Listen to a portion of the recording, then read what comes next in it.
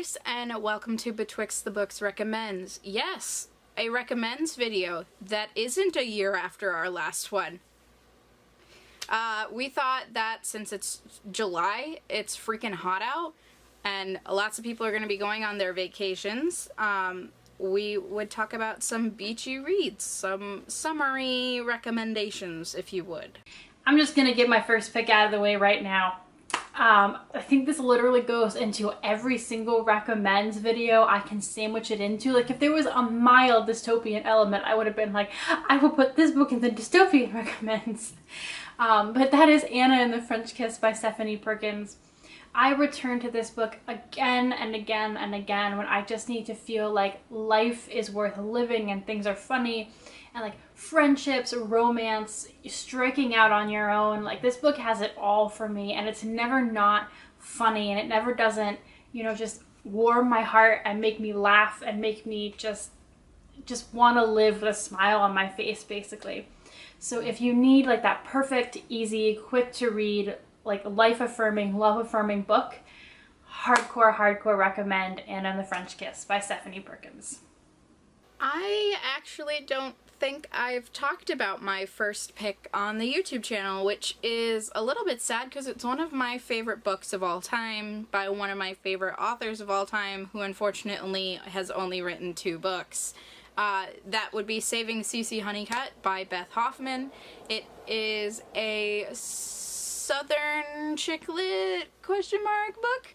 It takes place in, I believe, either the 60s, I think the 60s, when a young girl named Cece has to move down to live with either her aunt or her grandmother.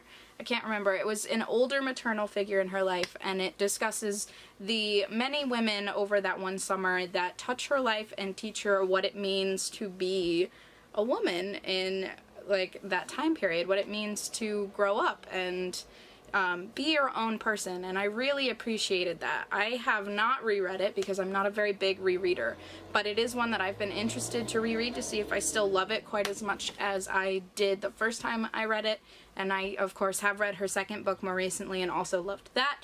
So if you are looking for something that fits very neatly in that chick lit genre, or is just very empowering, with a lot of strong female leads and not sad, then this is definitely a great book to pick up.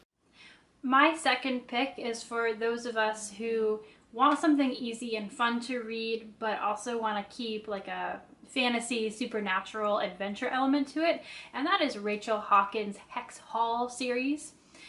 They are this super awesome trilogy about a girl who goes off to magical boarding school because she can no longer control her witch powers, and then what happens to her. And I know that sounds super basic, but the great thing about these books is their humor. Rachel Hawkins is one of the most hilarious writers ever.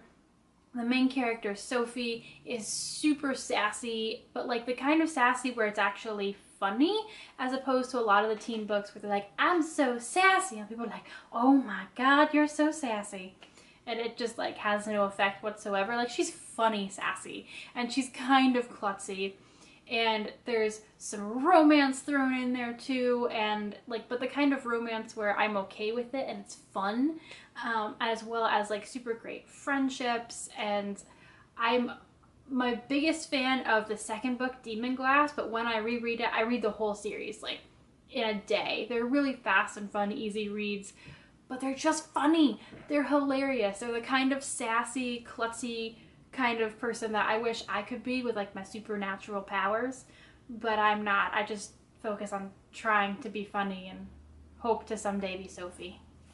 I wouldn't be recommending books if I didn't talk about a young reader as of late, and I want to talk about Flora and Ulysses, which is one of Kate DiCamillo's books that she won the Newbery Award for.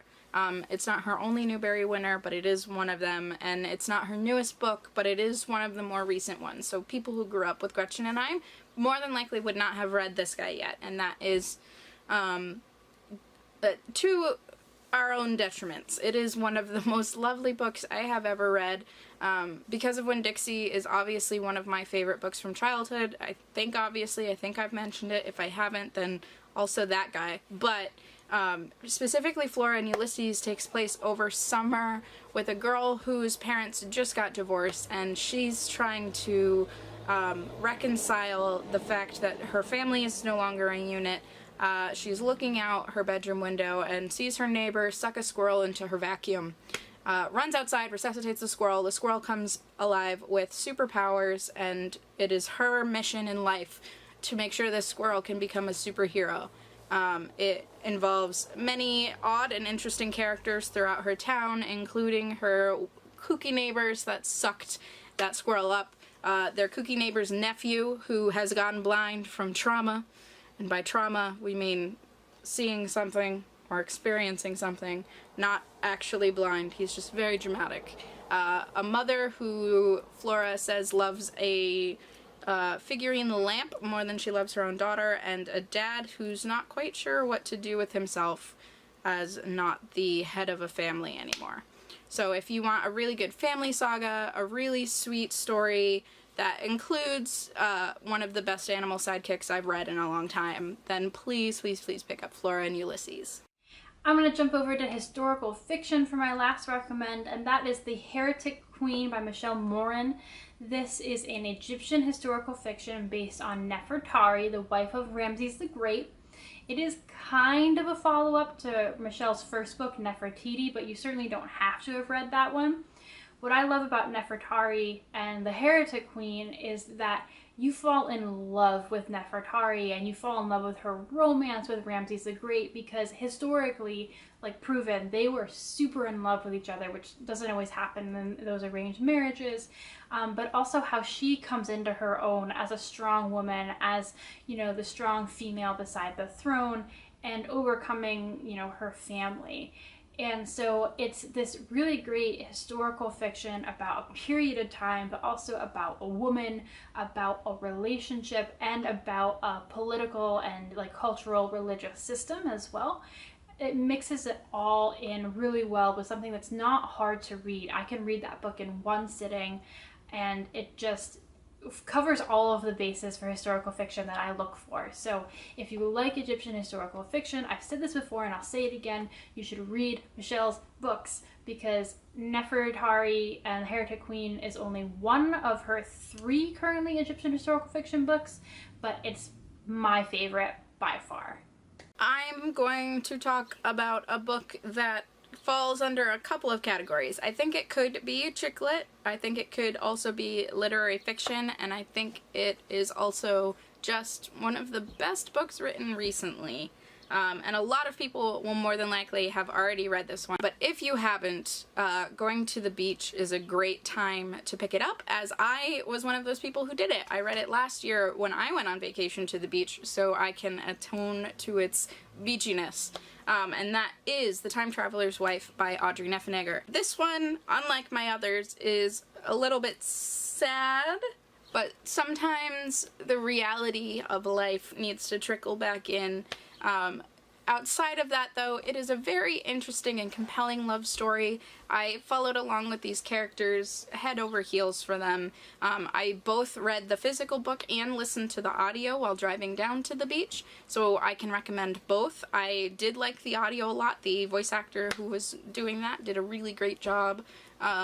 If you want a story about uncontrollable time travel and despite that, the inevitability of future being out of your own control is an interesting one, because normally our time traveling adventures and antics have to do with making sure our futures are solid, and this one's more about the past in a way. So definitely one to pick up if you want an interesting one. I believe it's a bestseller. And again, if you haven't heard of it, Going to the Beach is maybe one of the best reasons to pick it up, so please do. Well, there you have it, 3 Beachy recommends from the both of us. We hope that whatever you are doing with your summer, you are enjoying it. It may not be the beach, but it may still just be hot outside. Whichever works, read a book. It's a good time to do so. Every time is a good time to read a book. Just saying. Another reminder to please join us at the end of this month when Bibliomancy for Beginners reads On Writing by Stephen King. It is my pick. I may be really excited about it. It's fine. This nonfiction cycle that we're doing has been really awesome, and we're having a lot of new and different discussions that are really livening up the book club. So we're pumped about it, and we hope that you guys are too. So Michaela and I will see you next week, and then the three of us will see you the week after that. Thanks, guys. Bye.